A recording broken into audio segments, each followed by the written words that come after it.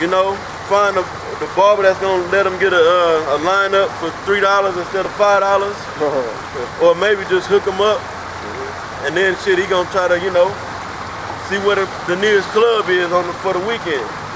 You know, the point is, it don't take much to please 2/3 of our people. A gift destroyed the heart, and it don't take much of a gift.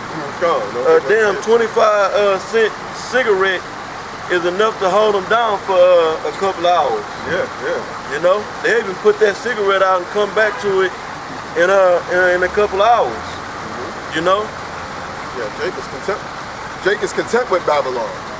You know, if they could if they could go down to the store and get them, you know, some Newports. You know, if they could, you know, go and basically just, you know, watch a football game. Jake is good, man. Yeah, the Pro Bowl come on. You know, somebody told me that. Yeah. I didn't know. The Pro Bowl. So you got a lot of people. They gonna sit back and do wickedness and watch the Pro Bowl. We don't give a shit about no fucking Pro Bowl or no Super Bowl. You know. But that's enough right there. Right now, you got 2/3. They're expert analysts right now. We were talking about that yesterday. Yeah, they expert analysts right now. Every Jake knows they might have never played a day of football in their life. But as we speaking right now, bringing out the words of Yahweh Bashim Yahweh Shai, you got niggas talking, running down the stats on what's gonna happen in the Pro Bowl and the Super Bowl and all that. You know? Who gonna go where next year? You're completely not even worried about what's about to happen. You know, it can happen, jump off any day now. Anything could jump off any day now. One of these perilous times that the scriptures talk about, one of the events inside the perilous times, because we're in the perilous times right now. We're in very dangerous time. It's a dangerous time to be living in, and the most historical time at that. You know, and it's gonna be a lot of events that happen inside of these times, and our people don't give a. They're not worried about it. Even if we pull them and set them down and say, look, here, just listen to me for a day. We give you $100, a couple of sandwiches, and some cookies. You know, just listen. I'm gonna give you all the proof and evidence. You know, you can watch the Pro Bowl tonight. They wouldn't give a damn, man. They gonna take the $100, the cookies and the sandwiches, and then what you tell them is gonna go in one ear and out the other. Because you can get a nigga to listen if you give him something. You know? Hey, Howard Shot did that when he gave them the fishes and the loaves. You know? After that, man, you know, they wasn't there for the truth. He says you came because, you know, to eat. You didn't come because of the word. Jake will sit there and see a miracle and just be like, hey, you ate, you good, we're gonna go back. You got some of these harlot houses out here that after the so-called service, when they servicing you with that wickedness, that's all they doing, they'll have a dinner after, or a lunch or something. Not a dinner, but like lunch. Or later on that evening, they'll have a dinner. Sometimes they selling plates, but sometimes it's free. So sometimes niggas don't really be in the church, you know. They just go to have an image to society or to their people. I went to church Sunday. I'm holy. And for the benefits, you know, sometimes they can get a free meal out of going to church. You know? Because Jake thinks he's fooling. Jake is worried about how man thinks about him and not how the Most High, how about Yahweh feels about him. So as long as he's going to church and she's going to church, they feel like that everybody's gonna be like, well, look, at least you're trying, or oh yeah, you're going to church. What church you go to? Like that's all Jake talks about. What church you go to? You know, but then they doing wickedness, committing adultery, eating pork, right? Worshiping. They plotting on another man's wife in the church. Talking about doing men's conference. You know, I remember one time when I was back in the world. You know, one of my the guy I knew that was that I worked with, he was going to this church. I forgot the name of the church. I think it's like Church Without Walls or something. And they had like a men's conference, and a lot of the guys at the job went to. They went to that, and he's like trying to invite me to this men's conference, And I'm sitting here like, man, this guy is banging other men's wives here at the workplace. You know what I'm saying? Like, you get what I'm saying? He committing all kinds of adultery. Even when I was in the world, I was like, man, I'm not gonna go to your shit. It ain't about nothing. I'm sitting here witnessing you talking to other men's wives on the job. You're trying to invite me to some men's conference at some church. Get the heck out of here, man. But Jake just wants to be seen and by other people, man. That's it. Yeah. Early this morning, a lot of Jakes was in that harlot house. You know, and all it is a hope center. Outside of the little benefits you might get, you think you're getting from Esau, give you, little crumbs and shit. For example, but you always gotta pay to go on them little conferences and shit. Yeah. You gotta come out your pocket, Yeah. It's a hope center. And not hope for the kingdom of heaven. Yeah. The actual kingdom of heaven that the Bible is talking about, but hope that you're gonna make it here in this kingdom. Yeah. That you're gonna come in a financial gain. Yeah. That your marriage is gonna work out. Yeah, the financial gain of FRNs, of building a house here, building a place here, getting a new car, a new chariot. Yeah, talking about your marriage is gonna get better if you accept the Lord in your life and start coming to church. But you gotta pay the tithes. If you don't sow seeds, blessings are not gonna come. Yeah. That's the whole catch. So you gotta keep feeding that collection plate in order for them blessings to come. But when the blessing do come, it's a blessing from Satan. Yeah. It's just a hope center, man. They go there, they get some hope, it fuel them up, pump them up for for the week. For the week, and then boom, they go back, they need some more hope. Yeah. Every week they gotta go get pumped up. Yeah, because Jake is catching hell. Jake knows they catching hell, so they gotta go there and get those lying words from those pastors, to tell them that everything's gonna be all right, like a Naughty by Nature song. Yeah, if you become a deacon and you get some type of position in the church, you start getting benefits. Yeah, start getting a little money. Just like Nate, Nate, he paid off his men, gave him a little bit of money. That's why they're so, a gift destroyed the heart. That's why they're so gun-ho and defending him and his doctrine over there at IUIC. So they got their own salary bonuses. They probably getting like a couple of stacks a week, or a month, being deacons and that's why they got all those different titles. Man, I tell you, America is fucking, people in Babylon the Great are simple as hell, man. They just simple. The only thing that's supposed to happen is you don't have any more financial worries, your marriage is perfect, and you got a house with the picket fence and a couple of cars. Yeah. And everything is good about life now. Hey. You blessed now, there's nothing else you can do. God that gave me this house, he gave me the perfect woman, and in this time, marriages ain't supposed to work out. Man, if you with a woman, it's not supposed to be picture perfect right now. No way. Paul tell you that in 1 Corinthians 7 chapter. If you deal with a woman, you're gonna have trouble in the flesh. Yeah. Go ahead, what you were saying. No, you're right, because that's the truth, man. Especially in these last days, with the vibration of this society that's on the women, especially, when it comes to marriage. But I'm gonna kind of go into just a little bit of just some milk on the reason why Jake is content with just having a spot. About why Jake is content with having a spot to stay in, just a little bit to eat.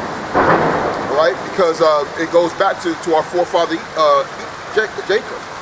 All right, and just read this real quick. It says here, this is Genesis chapter 25, verse 27. And the boys grew, and Esau was a cunning hunter, a man of the field, and Jacob was a plain man dwelling in tents. So Jacob is very plain, man, and Esau knows that. So that's why Esau knows if he could just give you Section 8 housing, even if it got rats in it, it got roaches in it, and he could give you some government cheese and a little bit of food for you and your children, you're good.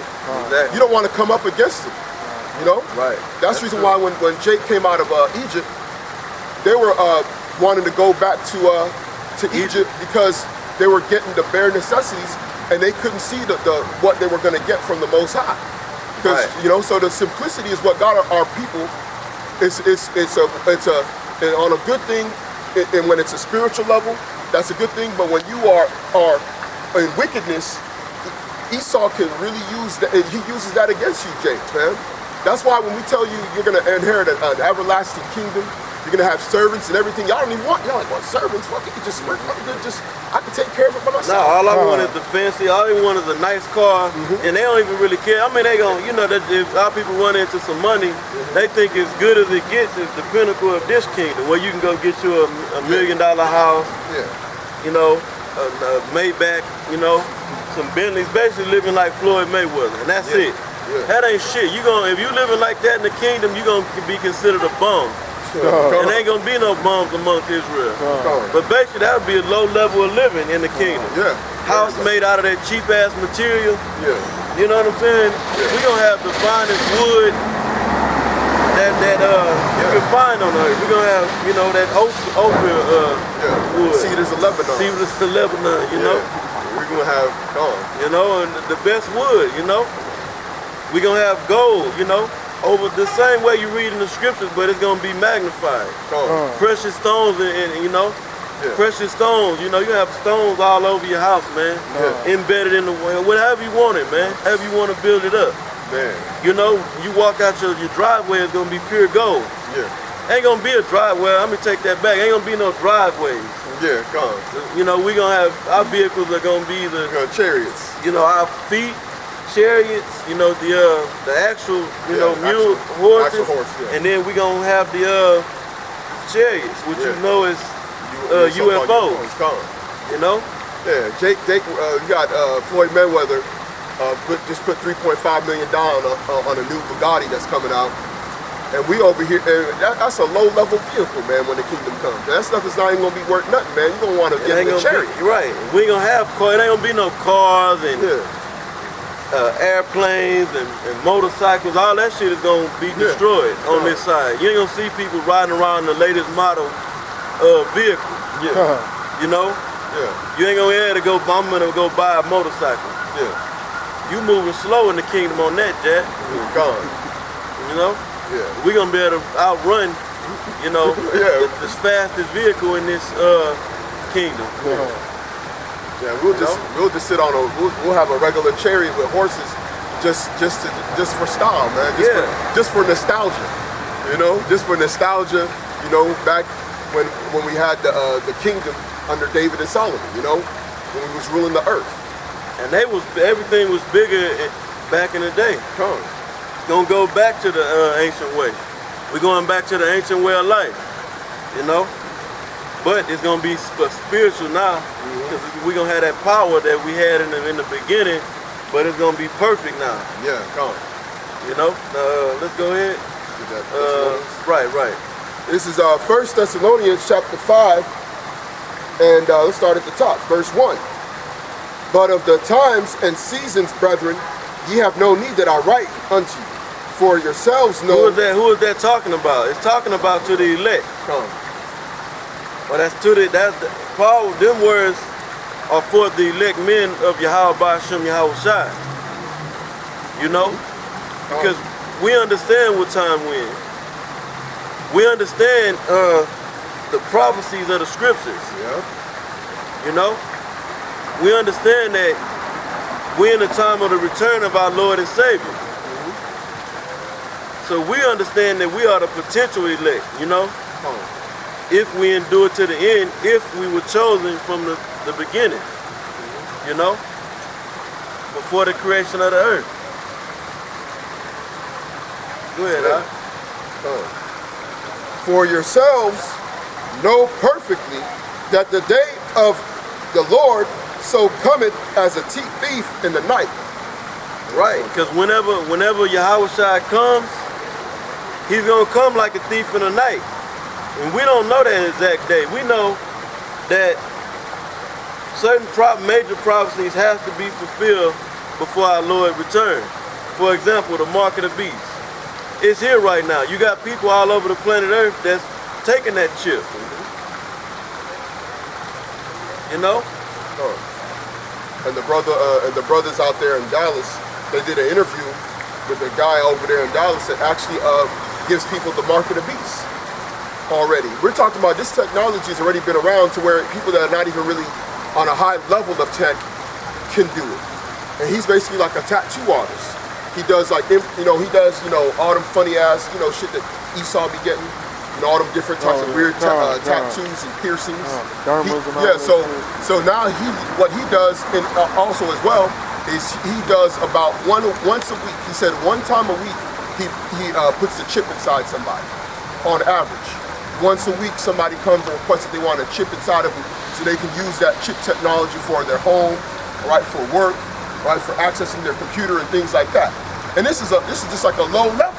This ain't even like a tech. This is like showing you just how readily available it already is. Yep. And we know that it got to get implemented, or basically made mandatory.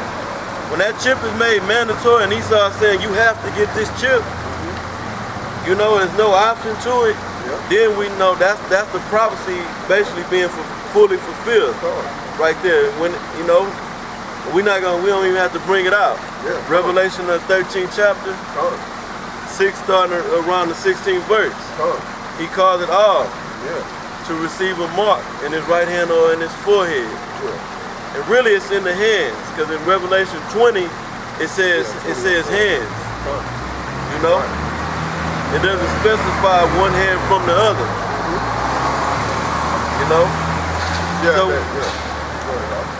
So we know right now that Yahweh's return is very near. It's nearer than when we what we believe, than what we even believe. And we don't know the exact day and time that he's coming. But when he come, it ain't gonna catch us off guard. Like, damn, what happened? Why is we gonna know when it boom. Okay, Yahweh is here.